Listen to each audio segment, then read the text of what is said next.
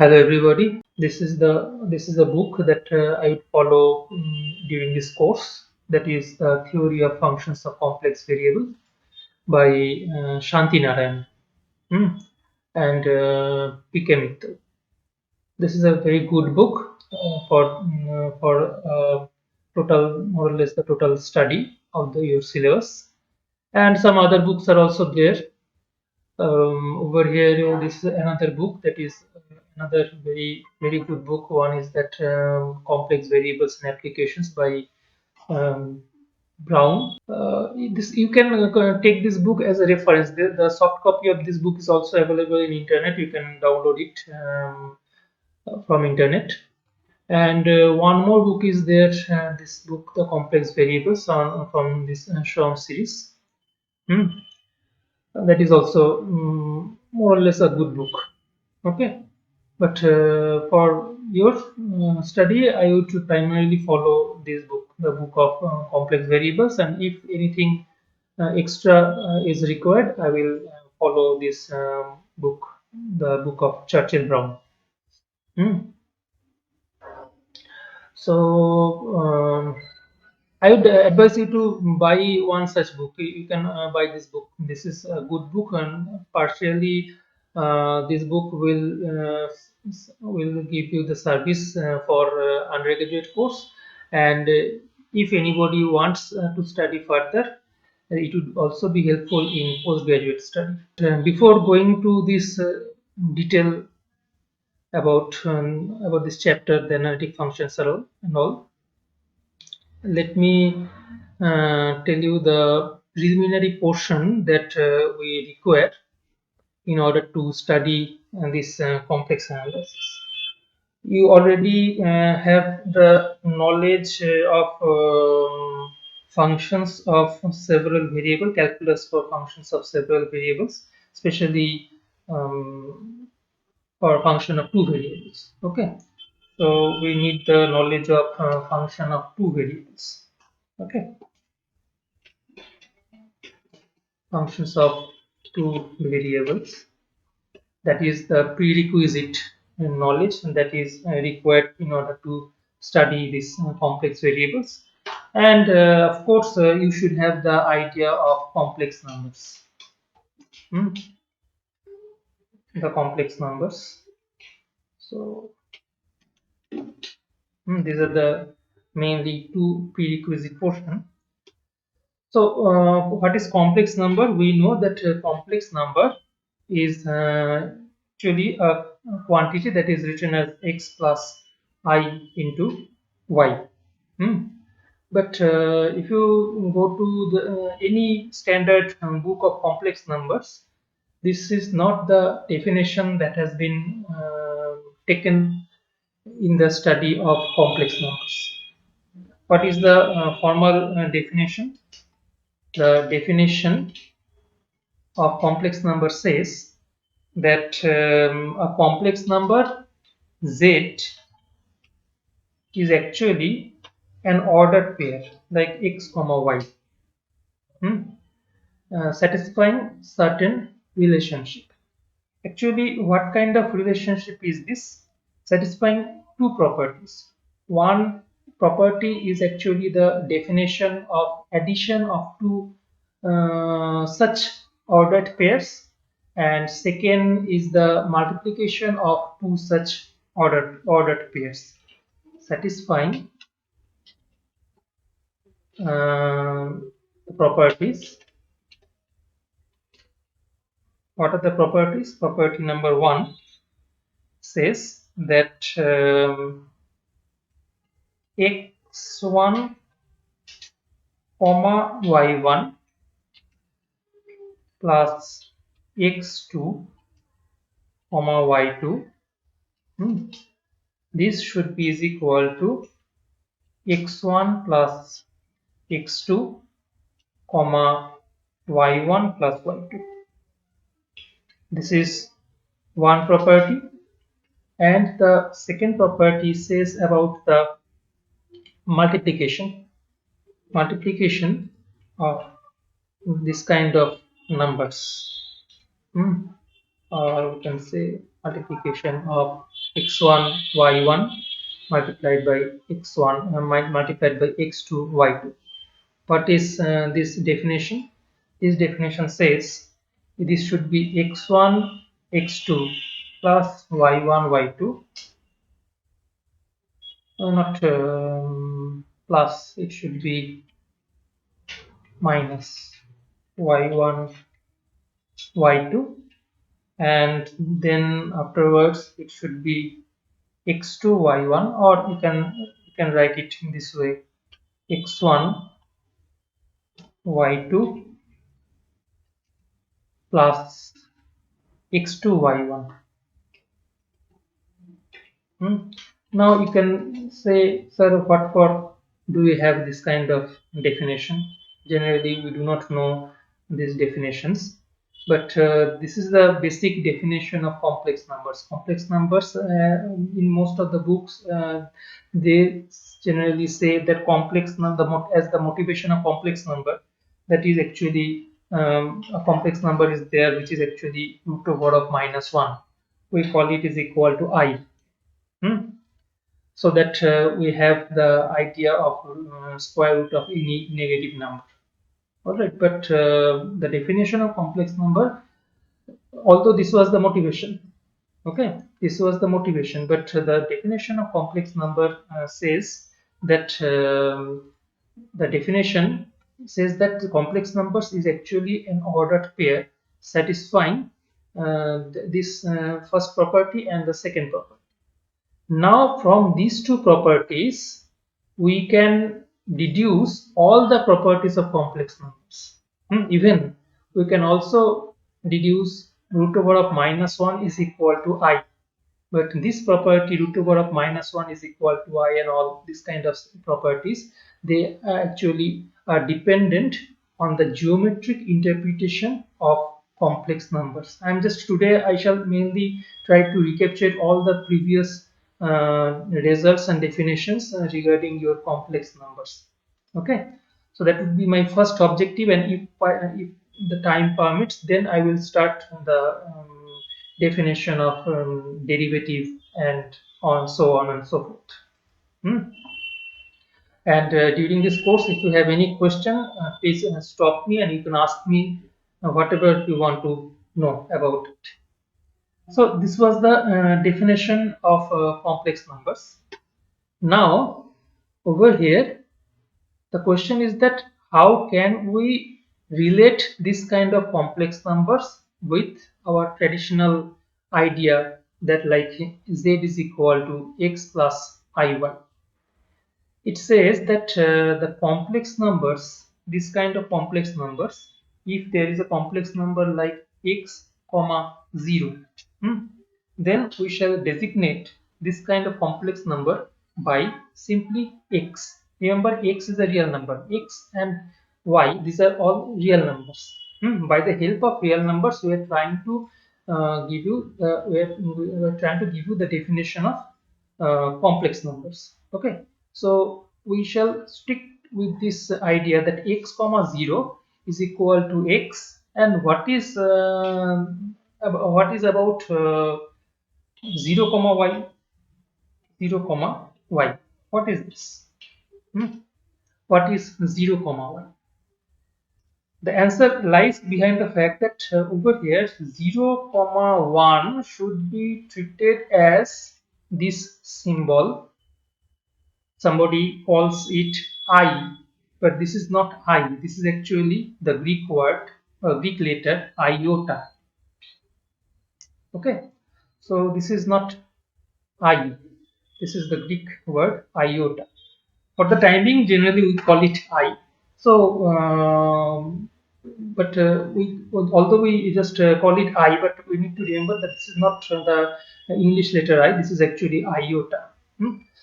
Now 0 comma 1 gives us the number small I, and we can prove by these two properties that root over of -1 becomes is equal to the number I. Now what is the geometric interpretation of this kind of numbers, that I am coming later on. But let me first show you by the help of this type of relations how can we express this number. Actually, we shall show that this 0 comma y would be is equal to y into I. So let us first show this result that y into I is nothing but is equal to 0 comma y. Let's try to prove this result first. So let us start with the right hand side. Y into I. Y into I. Alright. What is y? Y is a real number. I told you that whenever we have a real number like x, then that real number can be represented by x comma 0. So over here y is a real number. Therefore this y, this number y should have this kind of representation y comma 0. And what is this number I? I is the this kind of ordered pair 0 comma 1. Okay. Now try to apply this formula of multiplication. This is one ordered pair. This is the second ordered pair, like x1 y1 and x2 y2. We are now trying to apply this formula of multiplication. So by this formula of multiplication, I'm just copying this formula. What is x1? X1 means over here I, and what is y1? Y1 means 0. So x1 is equal to this y, and y1 means it is 0. Then x1 is equal to this y, and y1 means this 0. Now x2 y2. Over here x2 is equal to this 0 and y2 is equal to this 1. This number 1. So x2 is equal to 0 and y2 means this number 1. So over here y2 means 1 and x2 means 0. So what is this? Y into 0 minus 0 into 1. So altogether the first component becomes is equal to 0. And what about this second component? You see y into 1 plus 0 into 0. So therefore this second component is equal to y. So you see over here 0 into y becomes is equal to y into I. 0 comma y becomes is equal to y into I. So by the help of this kind of multiplication rule, we are able to express a number in which the first component is equal to 0 and the second component is a real number. This kind of quantities, just similar to this result, this kind of quantities can now be expressed as y multiplied by I. So in this way, we are now able to prove that 0 comma y is equal to y to I. Then what is a number like x comma y? We told you about a number in which the second component is 0, or a number or an ordered pair in which the first component is 0. But when both of these two components are not equal to 0, I am talking about the z. When both of these two components are not equal to 0, then you see this x comma y can be written as, you can consider this as a vector like quantities because ordered pair are actually nothing but vectors. So you see this can be written as x comma 0 plus 0 comma y. And what is x comma 0? X comma 0 is written as this purely x plus 0 comma y. 0 comma y is equal to this I into y. So I into y. Alright. So x plus iy, that is actually the representation of a complex number. So generally we write a complex number as x plus iy, but the logic behind this is that or a complex number is actually ordered pair followed by these two properties, and by these two properties we are now able to express a complex number which was defined as ordered pair. We are now able to express this kind of ordered pair as x plus I into y. Now the question is that how did we get this relation root over of -1 is equal to I? You see, if you consider this expression of I square, hmm, I square means I into I. So this I means this kind of number 0, 1 into 0, 1. Now follow this rule of multiplication. Follow this rule of multiplication. Over here, x1 is equal to 0, y1 is equal to 1. So just put x1 is equal to 0, x1 is equal to 0, y1 is equal to 1, y1 y1 is equal to 1. Now what is x2, y, what are this x2 and y2? This is x2, x2 is equal to 0 and y2 is equal to 1. So just put x2 is equal to 0, y2 is equal to 1. X2 is equal to 0 and y2 is equal to 1. So now you can check that this expression, you see 0 into 0 minus 1 into 1. So altogether the first component becomes is equal to -1. Let me write it over here. The first component becomes is equal to -1, and what about this 0 into 1 plus 0 into 1, that is actually 0. So second component becomes is equal to -1. What is this? This is an expression, an ordered pair where the second component is 0 and the first component is equal to -1. We know that this kind of quantity, whenever -1 is actually a real number, so x comma 0, this kind of expression is simply written as x. Therefore, -1 comma 0, this kind of expression would be simply written as -1. So what we get? We get that I is equal to I square is equal to -1. That's why we can write that I is equal to positive square root of -1. Got it? I is equal to positive square root of -1. So that's why we have this kind of result, that root over of -1 is equal to I.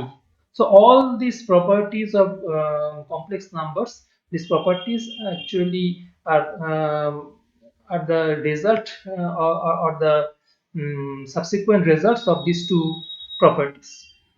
That's why a complex number z is considered as an ordered pair satisfying these two properties. Okay. Now, is it clear to you, everybody? সবার কাছে ব্যাপারটা clear হলো? কারো কোনো জায়গায় কোনো question আছে? Yes, sir. Clear? No question?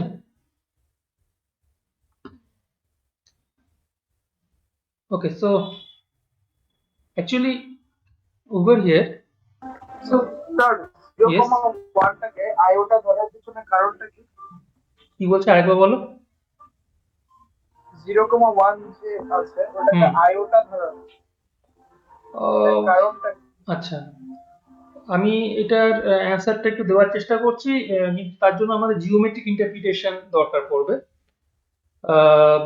The reason behind the fact that root over of -1 is taken as iota. Firstly, this is an iota is just a symbol. You could also express it by alpha or beta or any other kind of symbol. So I am not talking about the symbol.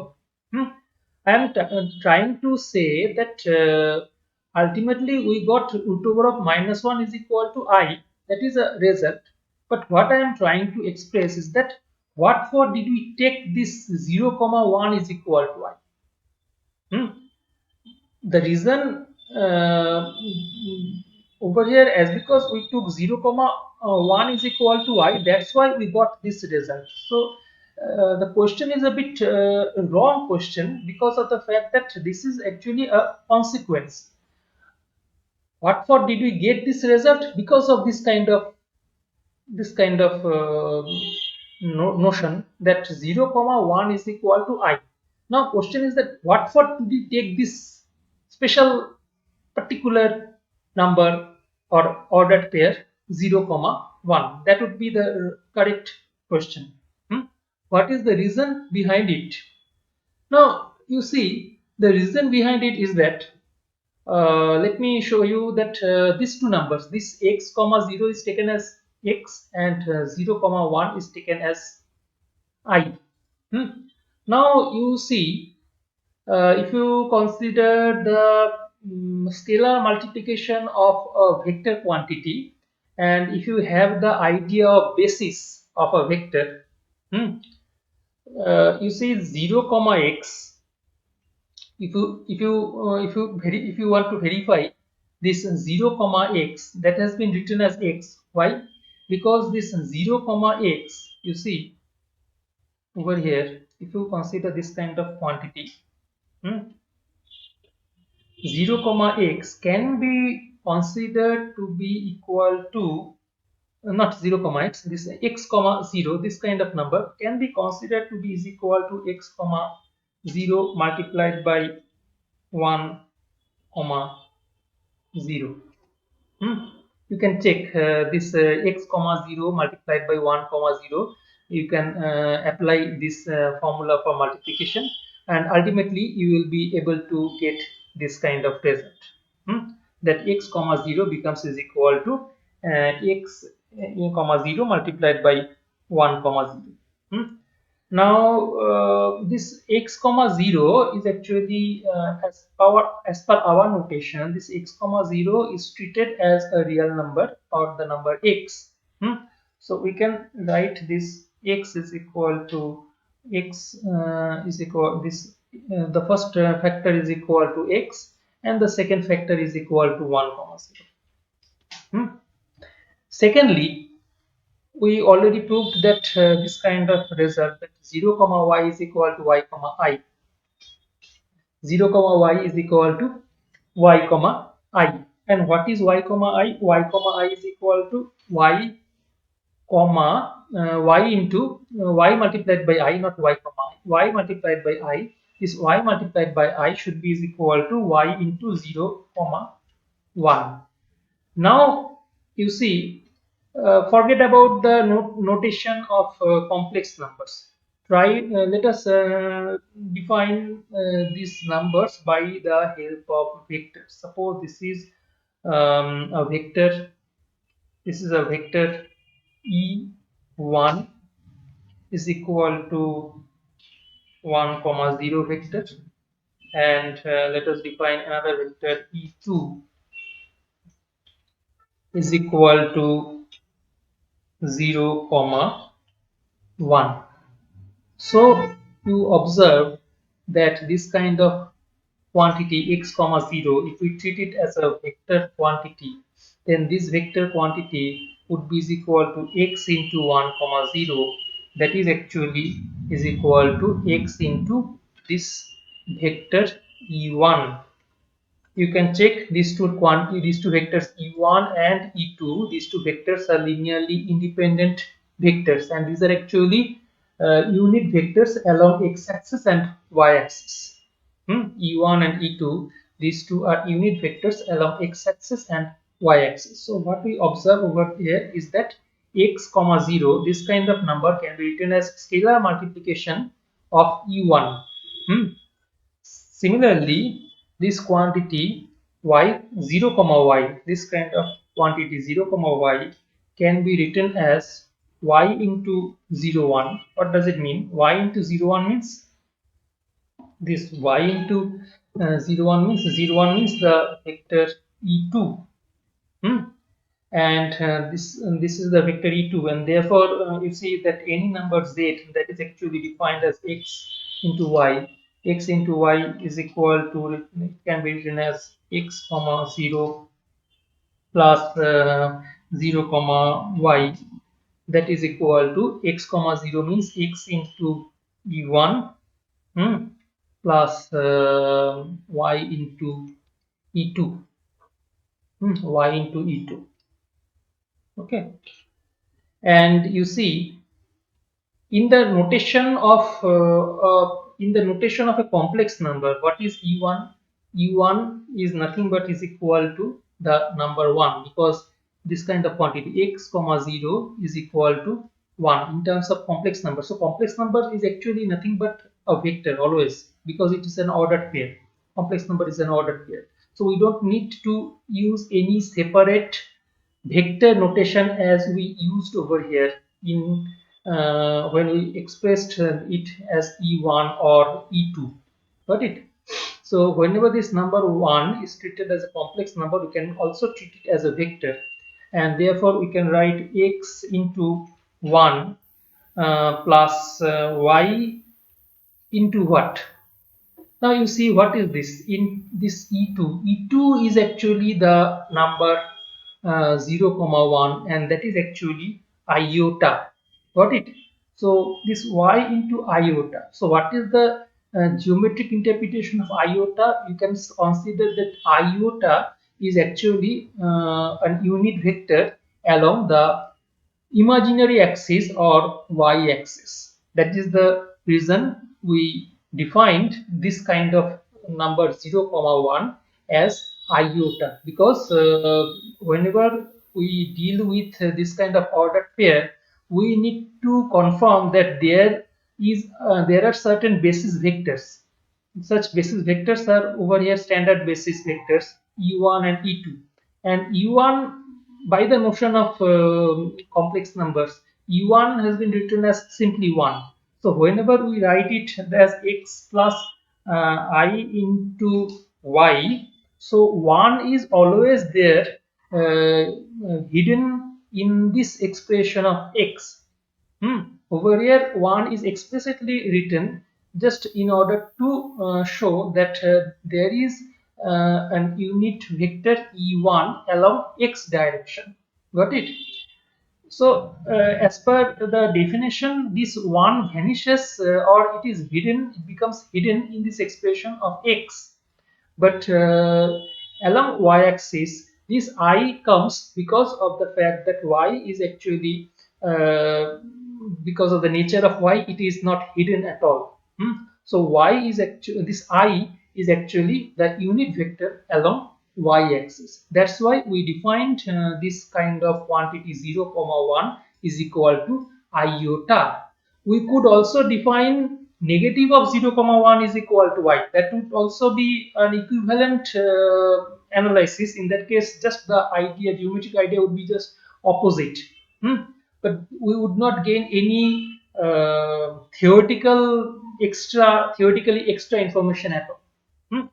You could also consider plus symbol. You could consider minus symbol. The mathematicians took the plus symbol to define this iota, and over here, if you consider minus symbol, even then you would be able to prove that I square is equal to -1. So you would not get any more extra information or a credit for defining this kind of number in negative form.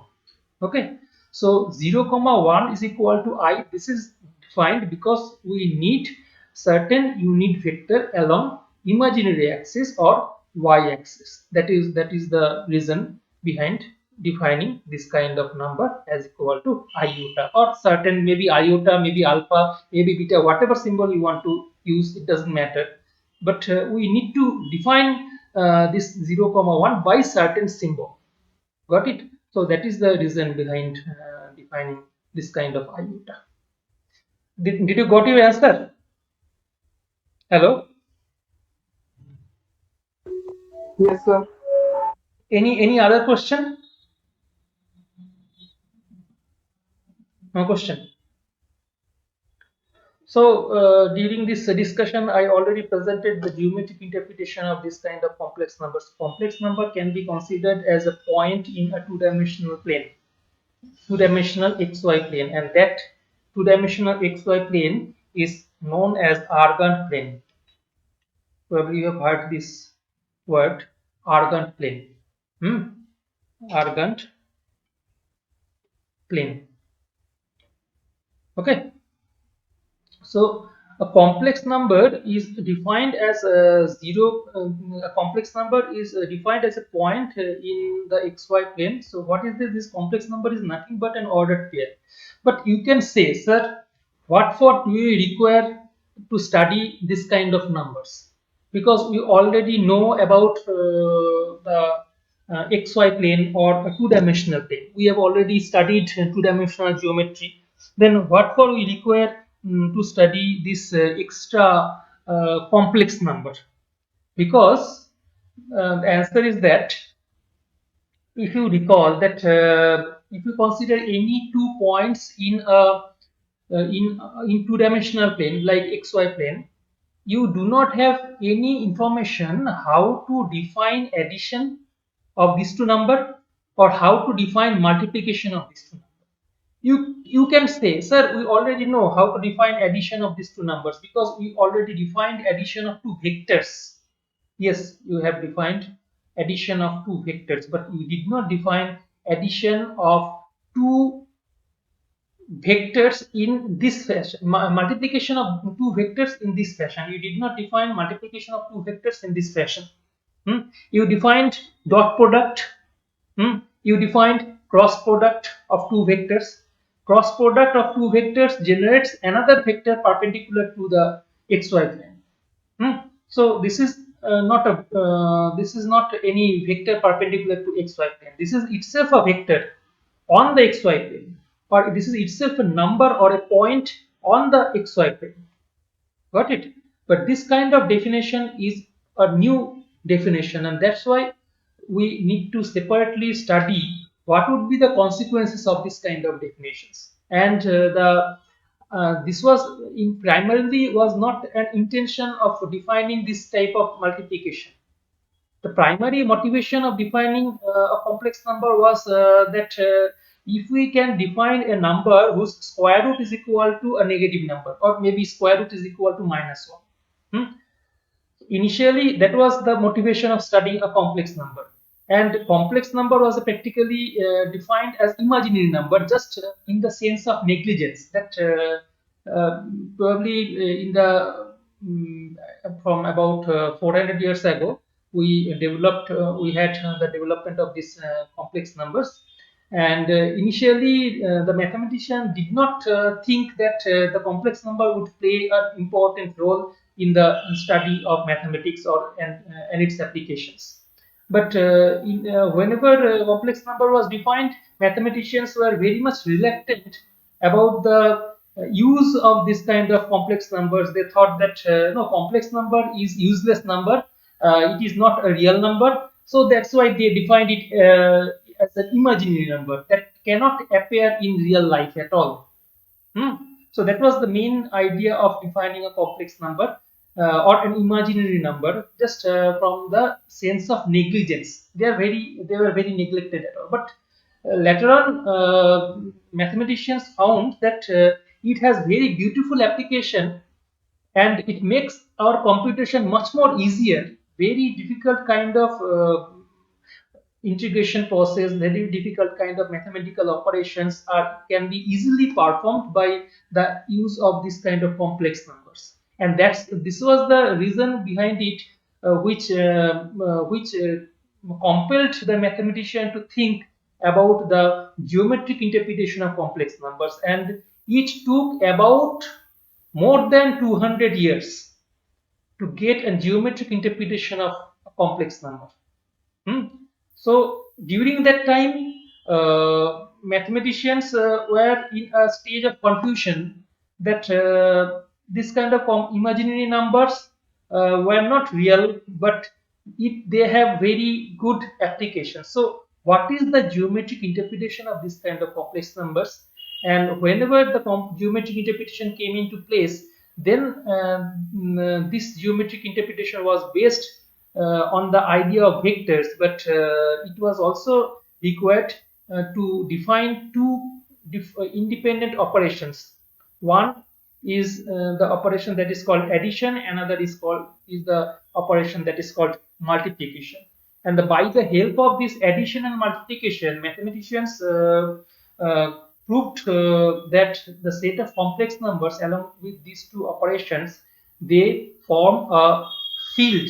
Probably you do not know about the field.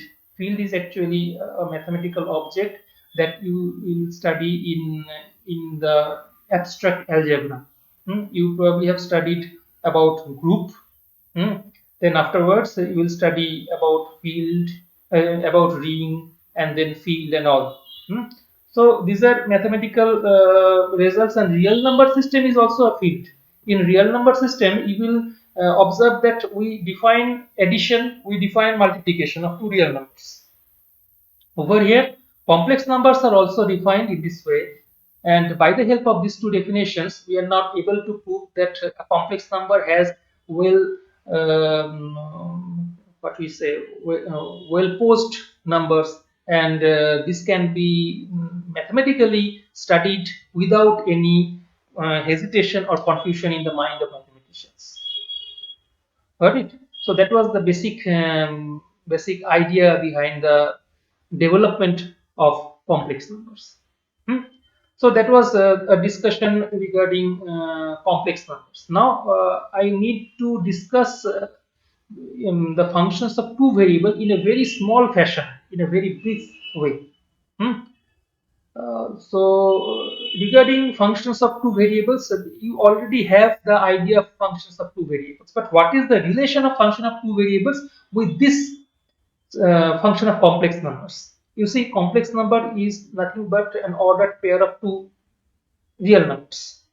So some relation is obviously there. That is there in the very definition of complex numbers.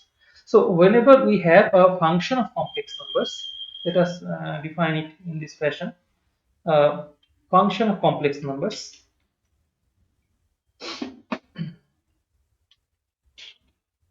Functions of complex numbers. What is this? Function of complex number. Generally, whenever we define a function, we generally have a domain of definition and a codomain. Hmm. And usually you got a real valued function of a real variable.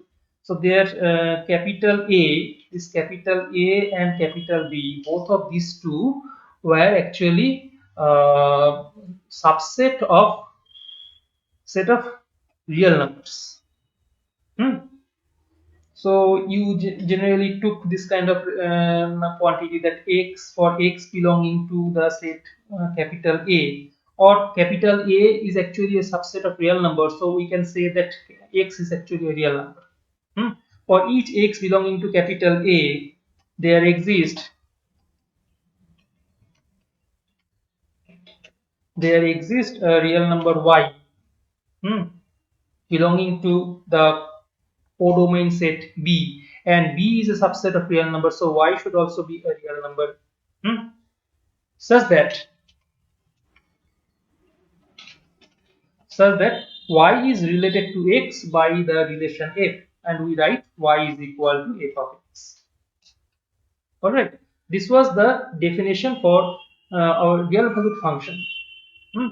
We call you see why real valued function, because F of X, its value is a real number. And what kind of function? This is real valued function of a single real variable. Fine. Now, if this capital A, along with this result, if this capital A, suppose this capital A becomes a subset of R cross R,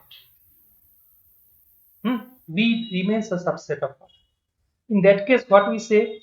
We say that for each x1 comma y1, or x1 comma x2, let's write it this way, x1 comma x2 belonging to A. Why x1 x2 belonging to A? Because capital A is actually a set in R cross R. So its element should have this kind of representation, x1 comma x2. So for each element x1, x2 belonging to this domain capital A, there exists an element y, an unique element, of course, an unique element y belonging to capital B, such that y is equal to f of x1 comma x2, comma x2. So this was the real valued function of two real variables. These are the real variables, x1 and x2 are the real variables. Now further, you see, if this capital B is now subset of this R cross R, then you see over here this element Y in the set capital B will have this kind of expression y1 comma y2. Okay, so we should write over here y1 comma y2. Y1 comma y2 is equal to f of x1, and over here you see this y1 would be a function of x1 x2, this y2 would also be a function of x1 x2. What happens, we would have this kind of result that y1 this y1 would actually be a function from the set of real numbers r cross r, or you can say r square, to the set of real numbers r. And there we would say that y1, this y1 is actually certain function.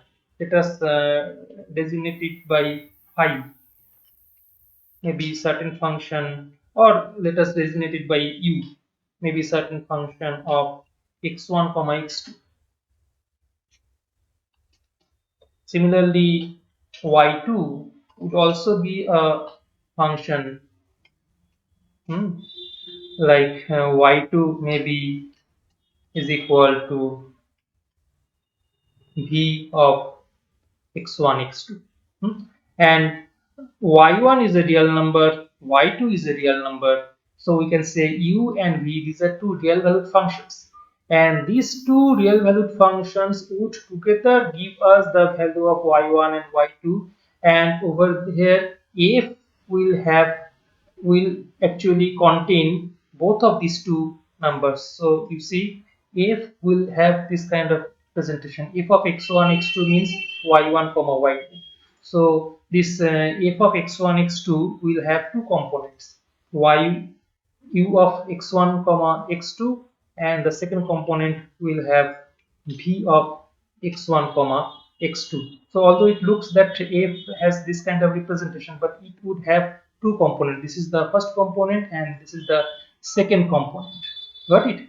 And now if this kind of ordered pair x1 x2, if this is represented as the number z, I told you that z is actually an ordered pair, and suppose this number is now written as w. W is another complex number.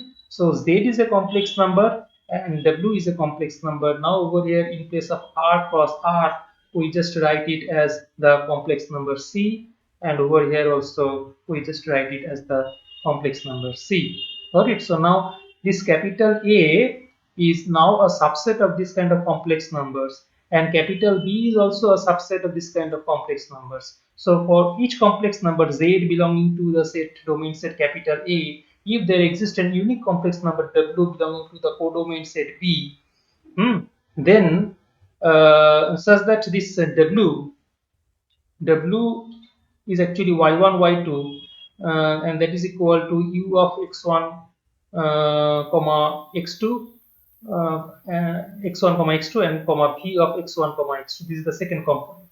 Okay, so this u of x1 comma x2, this gives us the real part of this complex number, and v of x1 comma x2 gives us the imaginary part of this complex number. So now over here this function f gives us a complex number. That's why this function f is called a complex valued function. Right now it is not real valued. Okay, this u and v, these were real valued because y1 is a real number and y2 is a real number. This u and v, these are two real valued functions. These are real valued functions of two variables. Got it? But f is actually a complex valued function of two variables because of the fact that its value is actually a complex number, y1 comma y2. So you have to be very careful about this distinction, the real valued difference between real valued function and complex valued function. Whenever a function gives us a real number, we call it real valued function. Whenever a function gives us a complex number, we call it complex valued function. So over here, u is actually a real valued function of two variables, and v is also a real valued function of two variables, but their ordered pair gives us the complex valued function, and therefore by our usual notation, this real number, this can should be written as ux plus y, x comma y plus I into v of x comma y, because v is actually a